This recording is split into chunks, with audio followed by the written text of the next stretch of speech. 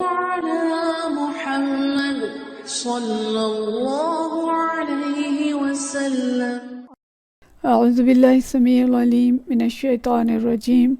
بسم اللہ الرحمن الرحیم والصلاة والسلام علی رسولہ الکریم. اما بعد. بخاری شریف اور ہم نماز کا باب آج پڑھ رہے ہیں. پچھلی دفعہ سے ہم نے شروع کیا تھا وہ صلاۃ الخوف کا باب ہے. آج اس ضمن کا دوسرا باب ہم پڑھیں گے اور اس کا عنوان ہے صلاۃ الخوف رجالا و رکبانا راجلا قائما.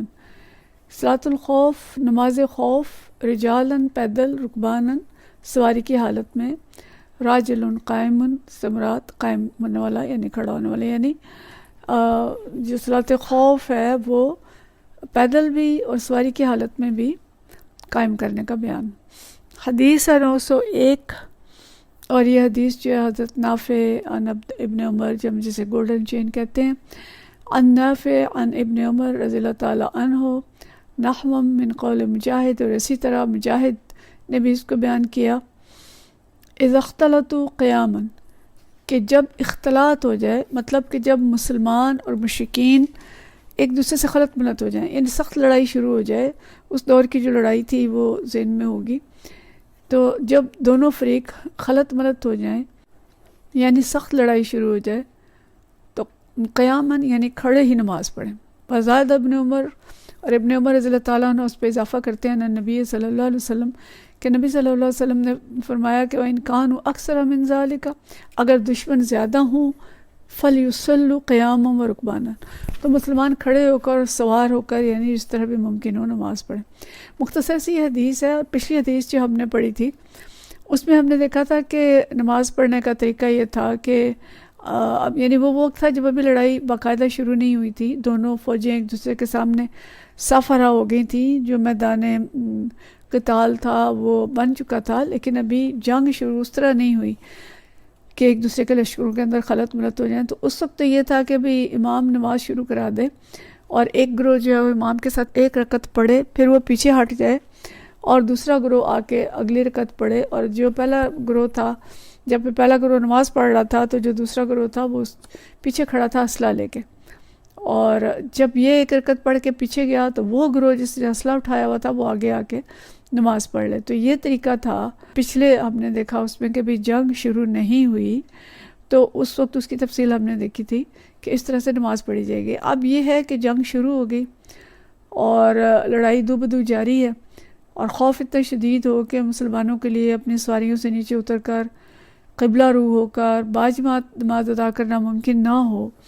تو ایسی صورت میں قیام، استقبال قبلہ اور نماز باجماعت سب کی پابندیاں ختم ہو جاتی ہیں کہ اصل مقصود نماز پڑھنا ہے. اس لیے فرمایا، حکم دیا کہ مسلمان سواری کی حالت میں خواہ ان کا رخ قبلہ کی طرف ہو یا غیر قبلہ کی طرف، اشاروں سے رکوع اور سجدہ کرتے ہوئے انفرادی طور پہ نماز ادا کر سکتے ہیں.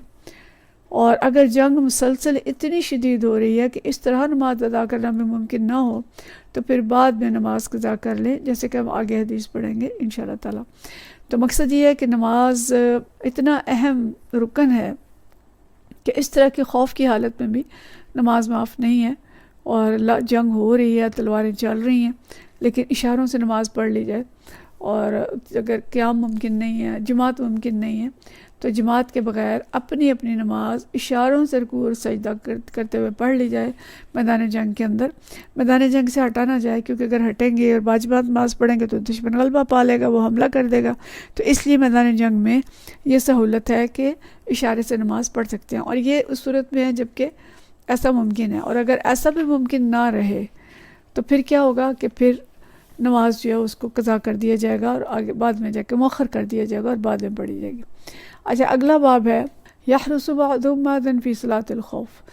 نماز خوف میں ایک دوسرے کی نگرانی اور حفاظت کا بیان. تو امام بخاری یہ مختلف ابواب لائے ہیں اور وہ بیان کرنا چاہتے ہیں کہ صلاۃ خوف کے مختلف طریقے ہیں. خوف کم ہے تو نماز یہ ہے، خوف زیادہ ہے تو دوسرا طریقہ ہے، خوف اس سے زیادہ ہو گیا ہے تو پھر تیسرا طریقہ ہے. تو یہ جو پہلا طریقہ تھا سب سے پہلے ہم نے پڑھا تھا، اس میں سے ایک طریقہ یہ تھا کہ پوری کی پوری فوج نماز میں بھی ہو اور پھر بھی بعض جو ہے وہ بعض کی حفاظت کرتے رہیں.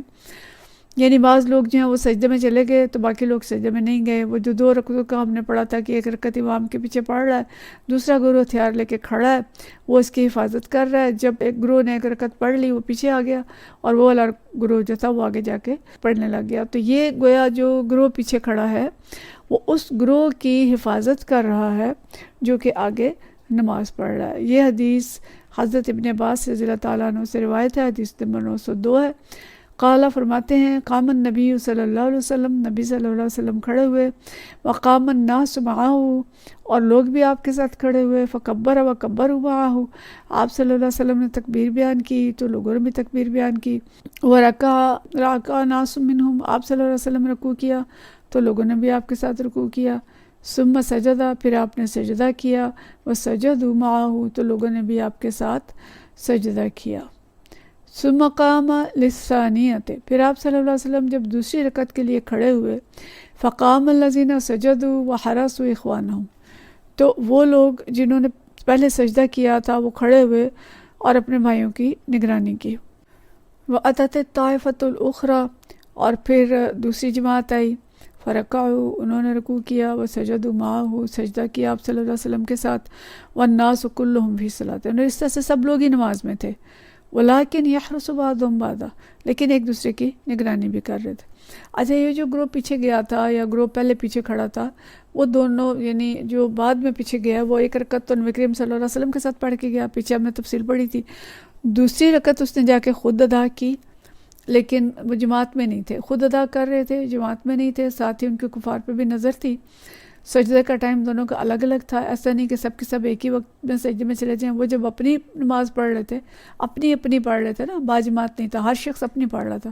تو جب ہر شخص اپنی پڑھتا ہے تو کوئی رکوع میں ہوتا ہے, کوئی سجدے میں ہوتا ہے, ایک برابری نہیں ہوتی. تو اس طرح سے وہ اپنی نماز پڑھتے ہیں, اور جو دوسرا گروہ تھا وہ ان کی نگرانی بھی ساتھ ساتھ کرتے ہیں. تو اسی طریقے کو امام بخاری نے, یعنی حدیث وہی ہے, طریقہ وہی ہے, لیکن انہوں نے عنوان دوسرا لگایا ہے کہ ولیکن یحرس بعضهم بعضا, لیکن ان میں سے بعض جو ہیں وہ بعض کی حفاظت کرتے ہیں.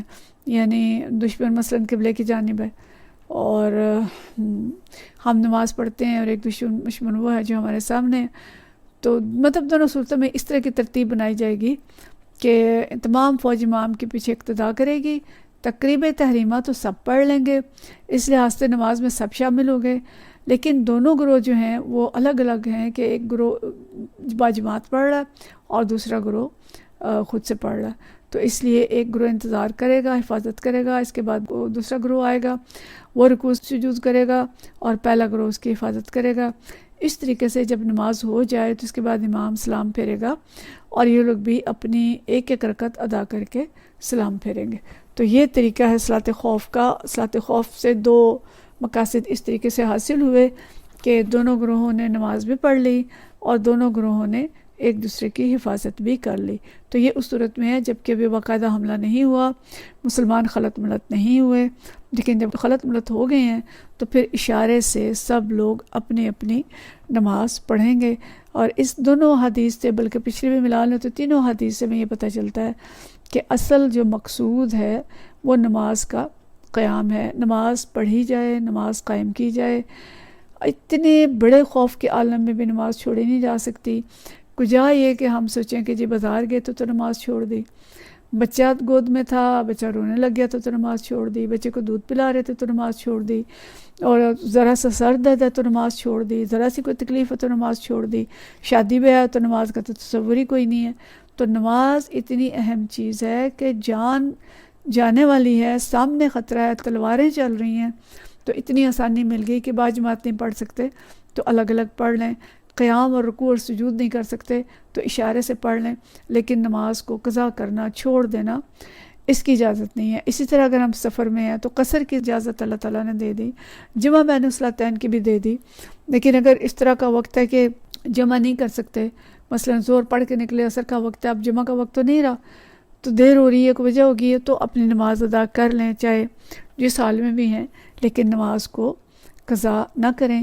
نماز کو اتنا ہلکا نہ لیں, نماز کو اتنا لائٹ نہ لیں کہ نماز کی پرواہ ہی نہ ہو اور دنیا جہان کے سارے کام ہوتے رہیں، اور سارے کاموں سے تھکا کے جب نماز کا وقت آئے تو ہم اتنے تھک چکے ہوں کہ ہم نماز جو ہے وہ ہم سے صحیح پڑھی ہی نہ جائے۔ تو نماز کی اہمیت کو سمجھیں اور مختلف اوقات میں مختلف حالتوں میں نماز کے طریقوں کو سمجھیں۔ وآخر دعوانا ان الحمدللہ رب العالمین۔